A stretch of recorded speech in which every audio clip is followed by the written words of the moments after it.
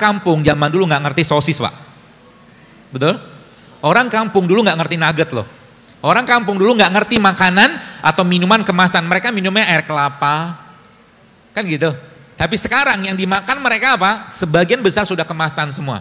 Kata kunci pertama mulai sekarang, avoid processed food.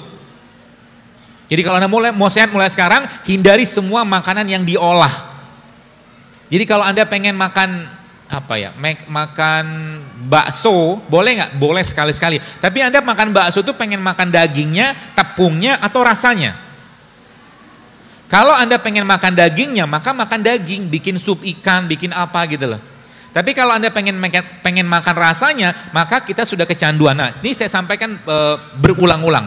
Bagi Anda yang ada kalimat ini keluar dari lisan Anda mengatakan, kalau saya tidak minum kopi pagi-pagi saya pusing, maka Anda sakau seperti orang narkoba. Jadi makanan itu juga bisa memberikan kecanduan seperti halnya obat dan alkohol. Sama dia.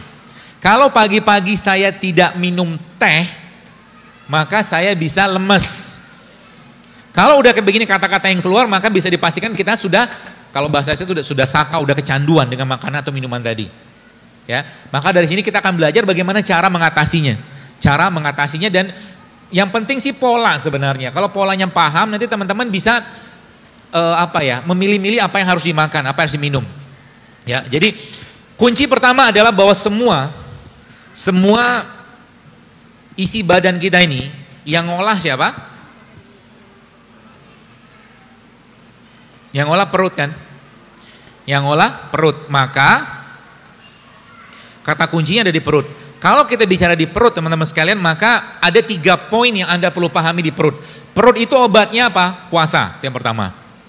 Perut itu obatnya apa? Prebiotik, yang kedua. Perut itu obatnya apa? Probiotik. Apakah Nabi mengajarkan atau menyampaikan ini? Tidak secara spesifik. Tapi Nabi menunjukkan pola-pola itu gitu. Dan kita contoh itu. Contoh misalkan kalau Anda yang pernah buat air rendeman kurma. Air rendeman kurma itu apa sebenarnya? Kurma itu prebiotik. Kurma prebiotik. Dan pernah saya sampaikan bahwa kalau Anda pengen makan buah dan sayur, maka makanlah semuanya. Contoh, Anda misalkan pengen makan semangka. Semangka itu dari bagian kulit hijaunya sampai bijinya sampai dagingnya bermanfaat semua. Ya. Kalau kedondong gimana, Dok? Gitu kan. Kedondong sih saya belum dapat datanya, tapi kalau semangka itu sangat bagus.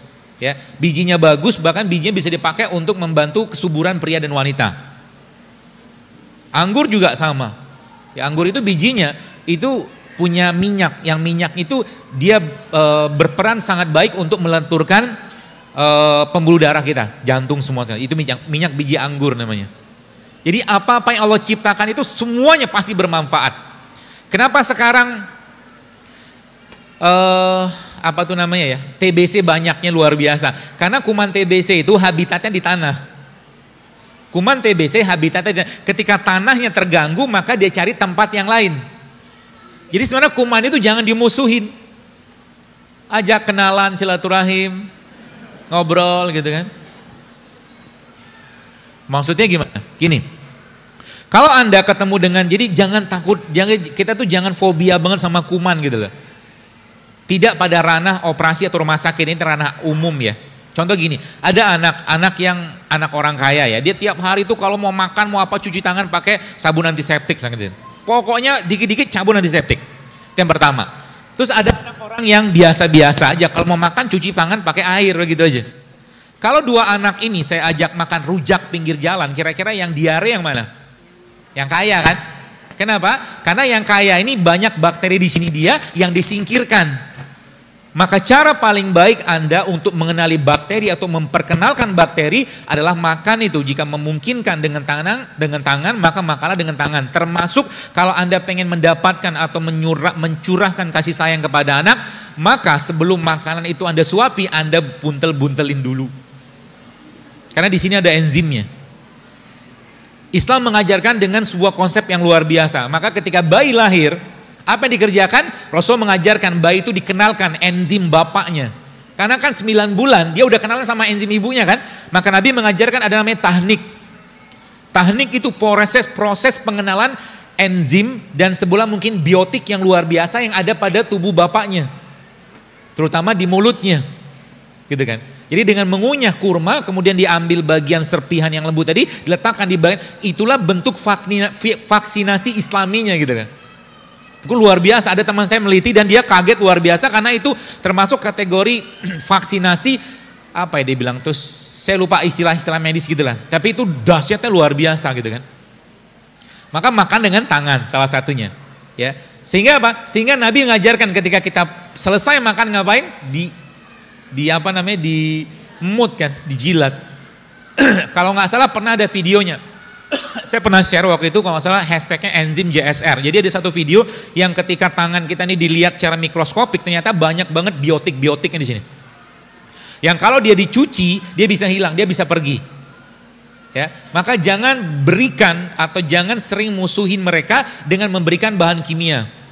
Ibu-ibu mungkin kalau mungkin saya boleh tanya sedikit, Anda pernah ngitung nggak dari mulai Anda bangun tidur atau mungkin Anda bersiap yang bekerja, ada berapa bahan kimia yang masuk ke badan Anda?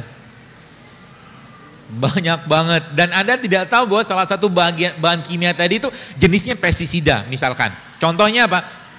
Triklosan. Triklosan itu pestisida. Ada di mana? Sabun. Gitu loh.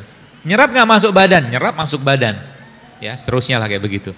Jadi tadi pagi saya nulis di Telegram, saya katakan itu saya dapat dari akun Food Meter itu dokter-dokter juga, dia average woman itu wanita pagi-pagi itu satu hari dari seharian gitu kan ada 160 jenis bahan kimia yang masuk ke badannya. Dan masuk dari mana? Masuk dari kulit. Sampo, odol, apalagi namanya sabun gitu kan, banyak banget. Ya, jadi banyak. Jadi kita harus ngerti juga gitu kan. Dan kita nggak bisa ngontrol mereka, tapi kita bisa mengontrol yang masuk dalam badan kita.